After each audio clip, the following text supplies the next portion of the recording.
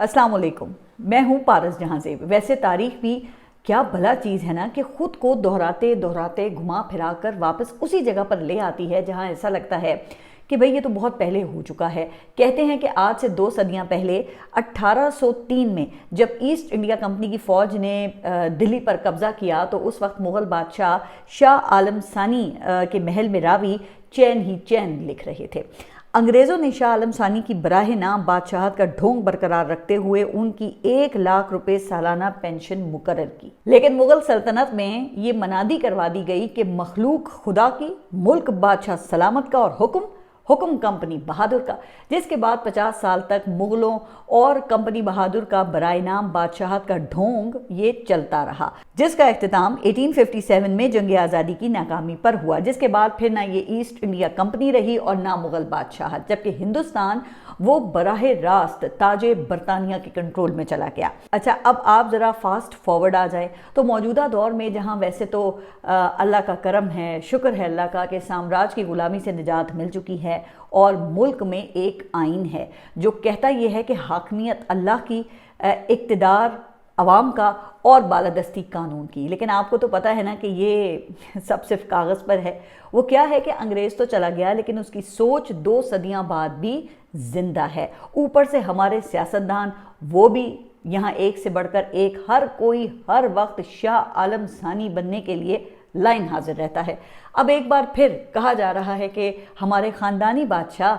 अपने बराह नाम इक़्तिदार के एवज़ अवाम के इख्तियार का सौदा करने के लिए लाइन में लग गए हैं। अच्छा, वैसे तो 1 साल पहले ही कहा जाता था कि 26वीं तरमीम के ज़रिए अवाम को खवास के रहमो करम के हवाले कर दिया गया है। निज़ाम इंसाफ में खवास की मर्ज़ी के जजेस को लाया गया, लेकिन जो थोड़ा बहुत ये आइन का भरम रह गया था या भरम बचा था ना, अब उसे भी ख़त्म करने के लिए फ़खरिया अंदाज में हाइब्रिड निज़ाम को ये कहकर आइनी हैसियत दी जा रही है कि यही ज़मीनी हकीकत है, जिसको अमली जामा पहनाने के लिए शाह आलम सानियों की एक कॉमेडी सर्कस इस वक्त जारी है। अब ज़रा आप इस हवाले से जो वज़ीर आज़म हैं शहबाज शरीफ, उनका कॉन्फिडेंस तो चेक करें कि उनके अपने पास मुसविदा नहीं पहुंचा था, लेकिन इत्तेहादियों को एतमाद में लेने की उनकी तरफ से एक्टिंग वो भरपूर तरीके से शुरू कर दी गई, ये जानते हुए भी कि जो ये बिल ला रहे हैं इत्तेहादी उन्हीं की डिलीवर करदा लॉट हैं, जिसकी मिसाल बिल्कुल उन खिलौनों जैसी है जो उतना ही हरकत करते हैं जितनी कि उन्हें चाबी दी जाती है। वैसे इस मुल्क की ये भी कैसी ट्रेजेडी है ना कि ऐसे मौके इन इत्तेहादियों के लिए स्टॉक मार्केट की रैली की तरह एक सीज़न बन जाते हैं, जो जितनी देर चलते हैं इत्तेहादियों की कीमतें फिर उसी हिसाब से बढ़ती रहती हैं। लेकिन जनाब लगता है कि MQM का सीज़न एक दिन भी ना चल सका। अच्छा, ये अभी 2 दिन पहले फारूक सत्तार से किसी ने 27वीं तरमीम के बारे में पूछा तो उनका कहना था कि ये क्या बला है, हम तो सिर्फ 27वीं शब को जानते हैं। लेकिन अभी उनके इस बयान को दिए हुए ये चंद घंटे भी नहीं गुजरे थे कि डॉक्टर फारूक सत्तार का एक और बयान आया, जिसमें उन्होंने फिर पैंतरा बदला और ये कहा कि आइन मुकद्दस दस्तावेज ज़रूर है लेकिन कोई आसमानी सहीफ़ा नहीं, लिहाजा इसमें तरमीम पर कोई हैरानी और परेशानी नहीं होनी चाहिए। अब पता नहीं कि उन्हें किसी ठाकुर ने फ़ोन किया या गवर्नर सिंध ने कुछ कमाल कर दिखाया अपना कि उन्हें 27वीं शब और 27वीं तरमीम का फ़र्क जो है ना वो बिल्कुल वाज़े हो गया। बहरहाल फिर गुज़िश्ता रोज़ जब MQM के वफ़द की वज़ीर आज़म शहबाज शरीफ से मुलाकात हुई तो डील डन हो चुकी थी, जिसके मुताबिक MQM बज़ाहिर बल्दियाती इदारों को बाइख्तियार बनाने का ज़ुबानी लॉलीपॉप लेकर बाहर निकली। अब मुझे नहीं पता कि इनफरादी तौर पे फिर क्या क्या फ़ायदे जो हैं वो लिए गए, लेकिन बल्दियाती इख्तियारात वाला ये वही लॉलीपॉप है जो कि 26वीं आइनी तरमीम के वक्त में भी दिया गया था। अब क्या पाकिस्तान पीपल्स पार्टी फिर ऐसा होने देगी, तो ये भी सबको पता है, लेकिन वो क्या है ना कि ये वजीफ़े खाने के आदी इससे ज़्यादा कुछ कर भी नहीं सकते हैं। अच्छा, फिर पाकिस्तान पीपल्स पार्टी ने भी आप देखें कि अपनी जो रिवायत है वो बरकरार रखी। अभी पाकिस्तान पीपल्स पार्टी की एग्जीक्यूटिव कमेटी का इजलास जो है वो शुरू भी नहीं हुआ था कि उसके फैसलों की खबर भी लीक हो गई, जिसमें ये बताया गया कि बिलावल भुट्टो के ट्वीट में बताए गए 6 में से 4 नुकात पर पाकिस्तान पीपल्स पार्टी हिमायत करेगी और बाकी जो 2 हैं उनको रद्द कर दिया जाएगा। अब आप देखेंगे यही बात मैंने आपको अपने गुज़िश्ता व्लॉग में बताई थी कि 18वीं तरमीम से मुतालिक नुकात पाकिस्तान पीपल्स पार्टी के साथ बारगेन के लिए ही शामिल किए गए थे, जिन्हें फिर ख़त्म करवाकर ये 18वीं तरमीम और सूबाई खुद मुख्तारी के चैंपियन बनेंगे और बड़ी ढिटाई के साथ फिर ये कहेंगे कि देखें ہم نے جمہوریت بچا لی ہے۔ اب اس سے اگر وہ یہ سمجھتے ہیں نا کہ یہ موت دکھا کر عوام کو بخار پر راضی کر لیں گے تو پھر یہ ان کی بھول ہے، کیونکہ عوام نا اب اس طرح ان کے یہ ناٹک دیکھ دیکھ کر کافی فیڈ اپ ہو چکی ہے۔ اچھا، اب آپ کو زیادہ دور جانے کی بھی یہ ضرورت نہیں ہے، ابھی یہ 26ویں ترمیم کی منظوری کے لیے بلاول کی باتیں وہ بھلا کون بھول سکتا ہے؟ یہ کہتے ہوئے ان کی زبان خشک نہیں ہوتی تھی کہ اعلیٰ عدلیہ میں کیسز کی بھرمار ہے، عام آدمی یہاں پر رل گیا ہے، سپریم کورٹ میں 25,000 کیسز پینڈنگ ہے، ہم عوام کے لیے یہ کر رہے ہیں۔ اور پھر جو کچھ اس ترمیم کے بعد ہوا وہ مجھے دہرانے کی بالکل ضرورت نہیں ہے چونکہ آپ سب کے سامنے ہیں۔ اچھا، اس سے عوام کا تو فائدہ نہیں ہوا، لیکن ہاں ان کا اقتدار بچ گیا۔ اچھا، اب اس ترمیم کے 1 سال بعد پینڈنگ کیسز کی جو تعداد ہے وہ 55,000 سے بڑھ کر 56,000 ہو گئی ہے، لیکن یہاں کسی میں اتنی اخلاقی جرت نہیں ہے کہ وہ ذرا اس کا جواب ہی دے دے۔ اچھا، پھر بعض تو کہا جاتا ہے کہ یہ اتنے ڈھیٹ ہو چکے ہیں کہ اب آئینی عدالت کے لیے بھی یہی دلیل دیتے ہیں، لیکن حقیقت یہ ہے کہ یہ تمام لوگ سول بالادستی کو سرنڈر کر کے برائے نام اقتدار کا سودا کر چکے ہیں، شاہ عالم ثانی بن چکے ہیں۔ پاکستان پیپلز پارٹی کی یہ قیمت لگی ہے، جو اطلاعات ہیں کہ اسے کشمیر اور گلگت بلتستان کی اضافی حکومتیں مل جائیں گی۔ اچھا، اسی طرح پھر سندھ میں کھل کر کھیلنے کا جو لائسنس پاکستان پیپلز پارٹی کو ملا ہوا ہے اس میں مزید توسیع ہو جائے گی، جبکہ نون لیگ کو کہا یہ جا رہا ہے کہ پنجاب کا تخت اور مرکز میں مزید کچھ سال کے لیے بوٹ پالیشی کا ٹھیکہ مل جائے گا۔ لیکن جناب، لگتا یہی ہے کہ ماضی میں نا ان میں سے کسی نے بھی سبق نہیں سیکھا، چونکہ جب کشتی ڈوبنے لگتی ہے تو پھر شاہ عالم ثانیوں کا بوجھ وہ سب سے پہلے اتار پھینکا جاتا ہے، لیکن اس ساری ایکسرسائز میں ملک پھر اسی مقام پہ آ جاتا ہے جہاں سے سفر کا آغاز ہوا تھا۔ اب اس ترمیم کے ذریعے بھی کہا جا رہا ہے کہ ملک کو دہائیوں پیچھے لے جانے کا بندوبست کیا جا رہا ہے، جس کی وضاحت اس سٹوری کے آخر میں ہو جائے گی۔ لیکن یہ تو ہو گیا سیاستدانوں کا کردار اور ایک سائیڈ کی سٹوری۔ اب دوسری طرف کچھ ریاستی اہلکاروں کی پھر بات بھی کر لیتے ہیں۔ کہا جاتا ہے کہ سرکاری اہلکار جب پیشہ ورانہ ترقی کی ایک خاص منزل پر پہنچتے ہیں نا تو ان پر پھر ایک خاص کیفیت طاری ہو جاتی ہے۔ ان سرکاری اہلکاروں کو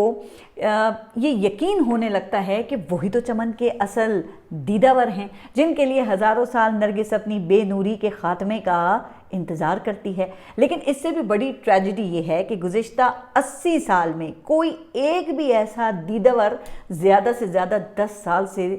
زیادہ نہیں ٹھہر سکا ہے۔ اب ظاہر ہے کہ فطرت کے اپنے تقاضے اور پھر اپنی ٹائم لائنز ہوتی ہیں۔ کن کا اختیار تو آج تک نہ اسکندر کو ملا اور نہ کسی اور کو، چونکہ یہ اختیار صرف پروردگار نے اپنے پاس رکھا ہوا ہے۔ لیکن کہا یہ جاتا ہے کہ تسلسل اور تا حیات اقتدار کی خواہش ہے کہ وہ ختم ہونے کا یہاں نام ہی نہیں لیتی، یہ بھی جانتے ہوئے کہ ملک کو ایسے خواجہ خضر کی ضرورت نہیں جو تا حیات رہنے کے لیے آئینی آب حیات کے محتاج ہوتے ہیں، بلکہ ملک کو تو ایسی قیادت کی ضرورت ہے جو عوام کی تائید سے اقتدار میں آئے۔ ویسے آپ کا کیا خیال ہے کہ جس پارلیمنٹ کو بند کمروں میں بیٹھ کر بنایا گیا ہو، کیا اس کے دیے ہوئے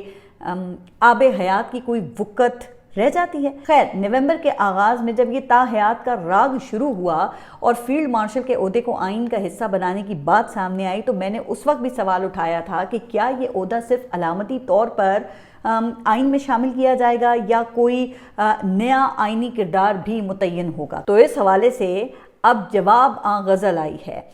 کہا گیا ہے کہ فیلڈ مارشل کے ٹائٹل کو تا حیات آئینی تحفظ دیا جائے گا تاکہ مستقبل میں آنے والی حکومت اس کو آسانی سے ختم نہ کر سکے۔ اچھا، پھر یہ بھی کہا جاتا ہے کہ نہ صرف فیلڈ مارشل کے ٹائٹل کو تحفظ دیا جائے گا بلکہ ان کے اختیارات اور طاقت کو بھی وسعت دی جائے گی۔ تو اب کیا وسعت دی جائے گی؟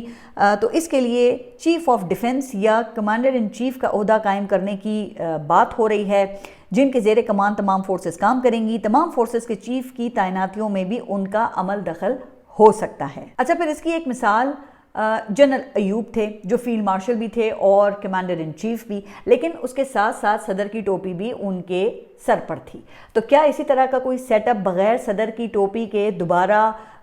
بنانے کی کوشش ہو رہی ہے؟ ویسے اگر ایسا ہی کرنا ہے تو پھر کہا یہ بھی جا رہا ہے کہ بھئی قسطوار کرنے کی کیا ضرورت ہے، کیونکہ فیصل وافدہ اور بھی ان کے علاوہ اور بھی کئی ہیں جو کہ یہ کہہ رہے ہیں کہ اب 28ویں ترمیم بھی لائی جائے گی، تو اب پھر اتنا تردد کرنے کی کیا ضرورت ہے؟ ایک ہی شک آئین میں ڈال دیں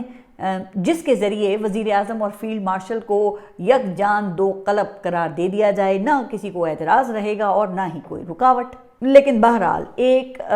فسیٹ بھی تو رکھنا ہے نا، جس کے لیے عجیب و غریب جو توجیحات ہیں وہ پھر پیش کی جا رہی ہیں۔ جواز یہ دیا جا رہا ہے کہ چونکہ جدید دور کے تقاضوں کے مطابق اب جنگ کی نوعیت بدل گئی ہے، اس لیے مسلح افواج کے درمیان ہم آہنگی اور کم وقت میں جواب دینے کے لیے ایسا کرنا ضروری ہے۔ واہ جی، آئینی اختیارات کے لیے کیسی دفاعی دلیل لے کر آئے ہیں تاکہ سوال اٹھانے والا وہ اپنے دفاع کے بھی قابل نہ رہے، ملک دشمنی اور غداری کا اس پہ فتویٰ لگ جائے۔ لیکن جناب کئی وکلاء نے تو سوال اٹھا دیا ہے۔ ڈان اخبار کے مطابق کئی وکلاء کا خیال ہے کہ ایسا تو سادہ قانون کے تحت بھی ہو سکتا ہے جس کے لیے آئین میں ترمیم کی پھر کوئی ضرورت نہیں ہے، لیکن پھر اسی دوران مین سٹریم میڈیا پر آرٹیکل 243 سے متعلق ترمیم پر کسی بھی قسم کی بحث پر غیر اعلانیہ پابندی لگا دی گئی ہے۔ اب سینئر اینکر پرسن ہیں حامد میر، آن ریکارڈ ہیں وہ، کہ ان کے پروگرام میں اس حوالے سے سوال اٹھایا گیا تو اسے ایڈٹ کر دیا گیا۔ اچھا، پھر گزشتہ روز کچھ ٹی وی چینلز میں جو کوارڈینیٹرز ہیں ان کو سیاستدانوں اور وکلاء کی ایک فہرست فراہم کی گئی ہے جن کو 27ویں ترمیم پہ بات کرنے کے لیے چنا گیا ہے۔ جب میں نے یہ لسٹ دیکھی نا تو اس لسٹ کو پڑھ کر پھر کوئی بھی یہ اچھی طرح یا بڑے آرام سے اندازہ کر سکتا ہے کہ یہ کہاں سے آئی ہوگی۔ اچھا، اس حوالے سے میں پھر خود سے تو قیاس آرائی نہیں کوئی کروں گی، صرف آپ کے سامنے یہ نام رکھ دیتی ہوں۔ مثلاً وکلاء کی لسٹ میں اشتر اوصاف، احسن بھون، حسن رضا پاشا، ہارون رشید، حافظ احسان کھوکر کے نام شامل ہیں، جو آج کل آپ کو ہر ٹی وی چینل پر تقریباً ہر ٹی وی چینل پر نظر آ رہے ہوں گے یا نظر آئیں گے۔ اچھا، یہ سب وہ گروپ ہے جو ابھی تک بار کونسل کے انتخابات میں جیتا ہے یا الزام یہ ہے کہ انہیں جتوایا گیا ہے۔ پھر اسی طرح سے 10 سیاستدانوں کی جو لسٹ ہے وہ بھی فراہم کی گئی ہے جو خواجہ آصف سے شروع ہو کے دانیال چودھری پر ختم ہوتی ہے۔ اس میں رانا ثناء اللہ اور دیگر پھر ایسے نام بھی شامل ہیں جو ہائیبرڈ نظام کے گن گانے میں کوئی کسر نہیں چھوڑتے ہیں۔ حالانکہ خبر یہی ہے کہ ان میں سے کسی کو بھی مسودہ نہیں دکھایا گیا، البتہ بریف سب کے پاس ایک ہی ہے کہ وقت کے تقاضوں کے مطابق ایسا کرنا ضروری ہے۔ بہرحال اب یہ کہا جا رہا ہے کہ نئی آئینی عدالت بنے گی جس میں دسمبر میں ریٹائر ہونے والے جسٹس حاجی امین الدین خان کو آئینی کورٹ کا سربراہ لگانے کا امکان ہے، جس کے لیے آئینی کورٹ کے ججز کی عمر کی حد 70 سال تک بڑھانے کی تجویز ہے۔ ویسے جناب اس تکلف کی بھی کیا ضرورت تھی؟ ایسے ججز کے عہدے کی میعاد بھی تاحیات ہی کر دینی چاہیے نا۔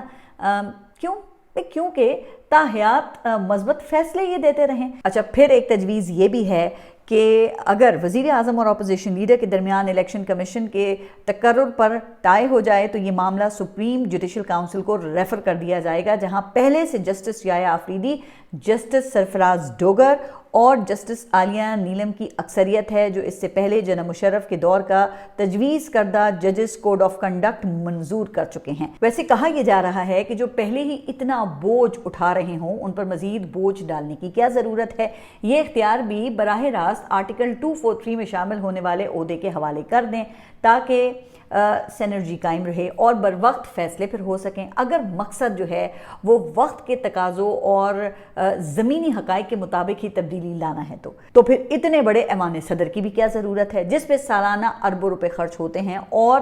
آپ دیکھتے ہیں کہ کرنے کو کچھ بھی نہیں ہوتا؟ تو کیا خیال ہے کہ پھر یہ عہدہ بھی آرٹیکل 243 کے نئے مکین کے حوالے کر دیں تاکہ خرچہ بھی بچے اور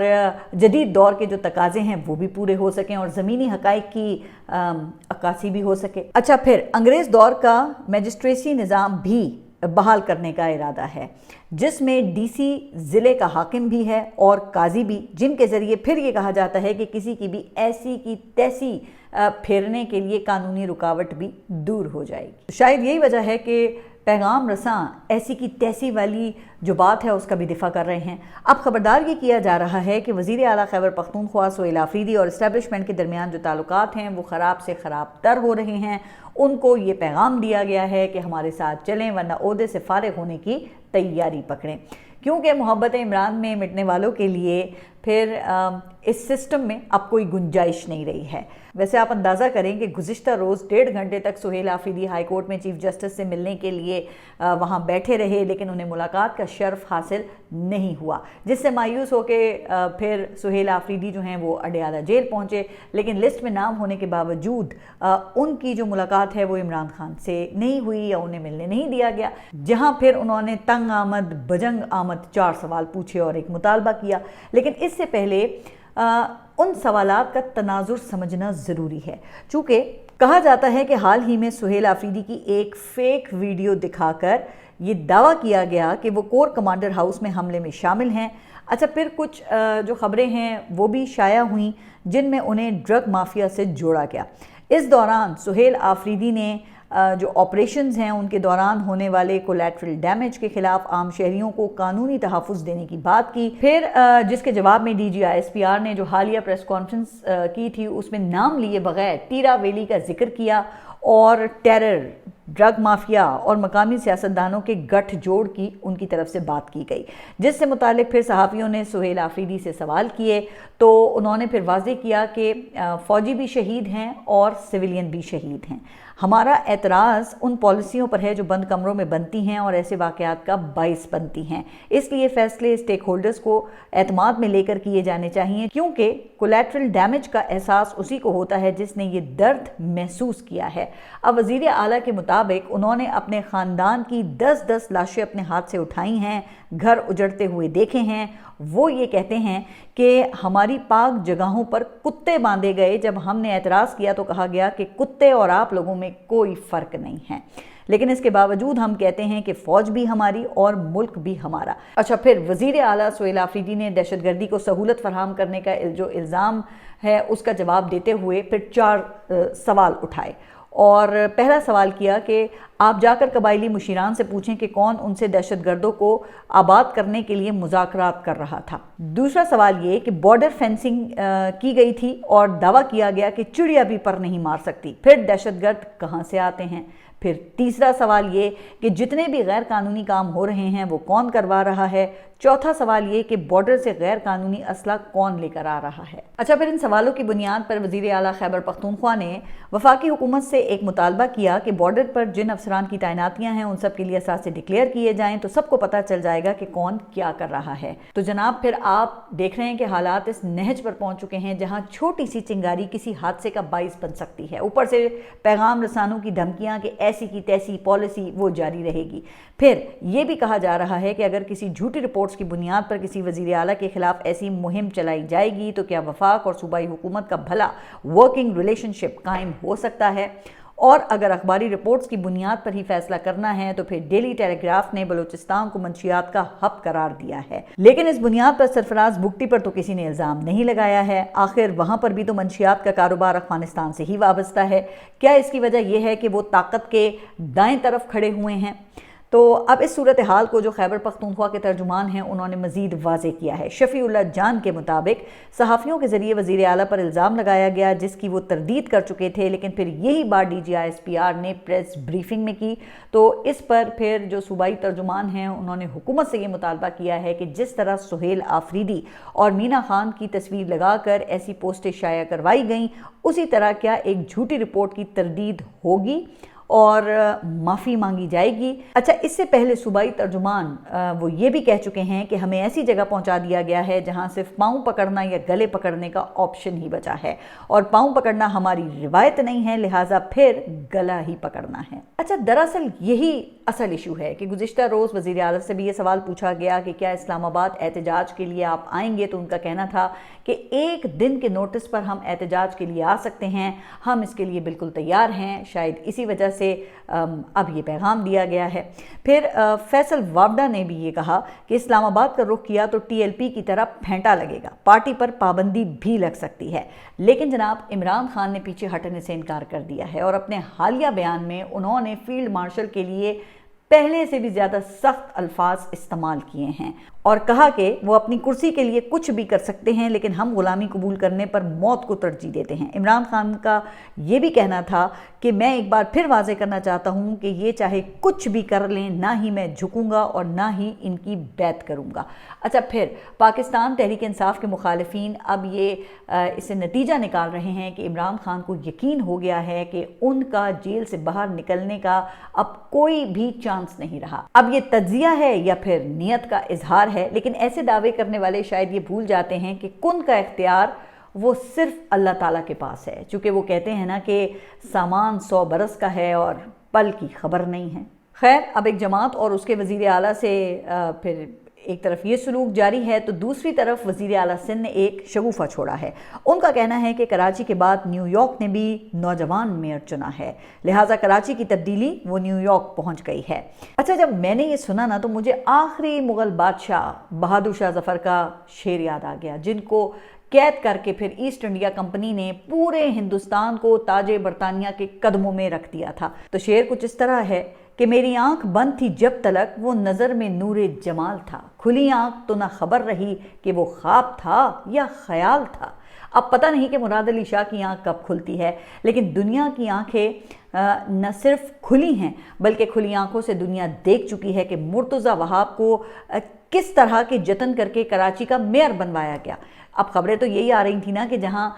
پہلے الیکشن کمیشن کے ساتھ مل کے ریکارڈ ساز دھاندلی کی گئی، پاکستان تحریک انصاف اور جماعت اسلامی کو کئی سیٹوں سے محروم کیا گیا، پھر بھی جب نمبرز پورے نہ ہوئے تو پھر وہ ہارس ٹریڈنگ کے ذریعے کمی کو پورا کیا گیا۔ اب اس راستے سے آنے والے میئر کا موازنہ آپ زہران ممدانی سے کر رہے ہیں، جو کہ امریکی صدر ٹرمپ کی آنکھوں میں آنکھیں ڈال کر جیتا ہے۔ خاندانی بادشاہتوں اور ارب پتیوں کے خلاف وہ الیکشن لڑ کے جیتا ہے، تو ہے نا پھر یہ لطیفہ۔ ہاں، ایک بات ضرور ہے اور وہ یہ کہ نعرہ ممدانی نے بھی روٹی کپڑا اور مکان کا ہی لگایا ہے، سوشل ڈیموکریسی کا پرچار کیا ہے۔ نظریہ اس کا بھی یہی ہے کہ طاقت کا سرچشمہ وہ عوام ہیں۔ لیکن جناب، آپ کی جماعت تو کب کا یہ سب کچھ چھوڑ چھاڑ کر خواص کے دیے ہوئے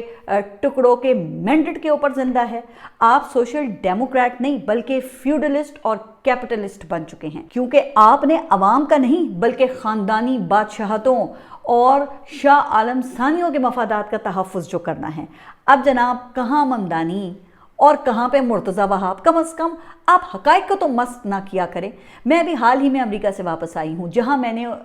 زہران ممدانی کی کیمپین کو بڑے قریب سے آبزرو کیا، جس کے ذریعے ممدانی نے نیو یارک اسٹیٹ کے سابق جو گورنر ہیں ان کو شکست دی، جن کو امریکی صدر کی بھی حمایت حاصل تھی۔ لیکن یہ سب جمہوریت کی وجہ سے ہی ہوا نا، جبکہ پاکستان میں آپ کی جماعت، جی ہاں، مراد علی شاہ صاحب، آپ کی جماعت جمہوریت کو ہائبرڈ نظام میں بدل کر